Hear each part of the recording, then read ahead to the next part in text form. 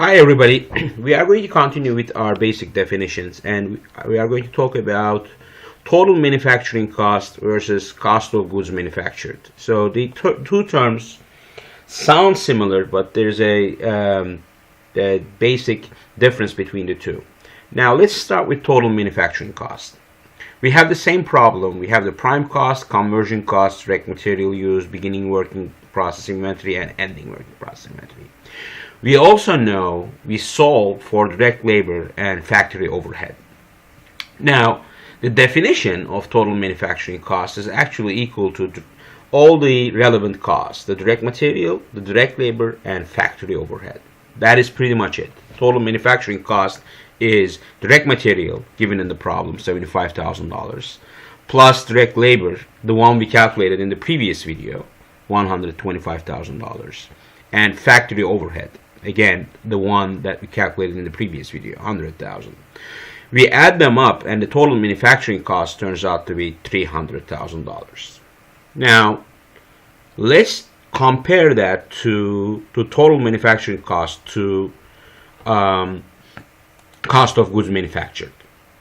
Now, we are going to use in managerial accounting one very important equation, and that is the beginning inventory plus transfers in, and whatever that is in a particular case, is equal to ending inventory plus transfers out.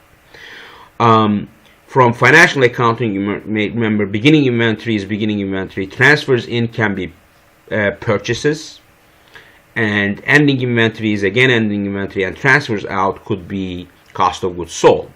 Now, in this case, what we are doing is the beginning working inventory.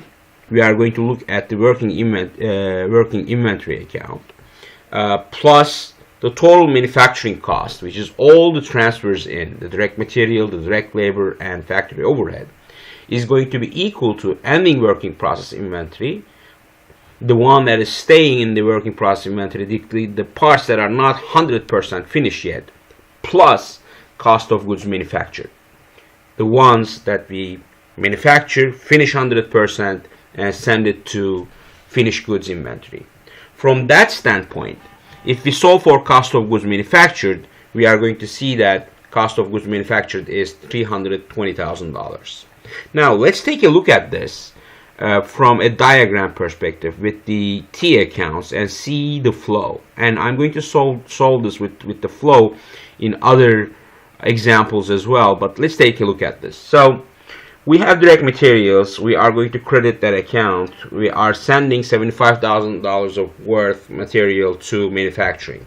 And then we have wages payable. We calculated that $125,000, and factory overhead, that is $100,000. Now, all those will go to working process inventory. We are going to see that all these direct material, direct labor, and all that is going to be transferred to working process inventory.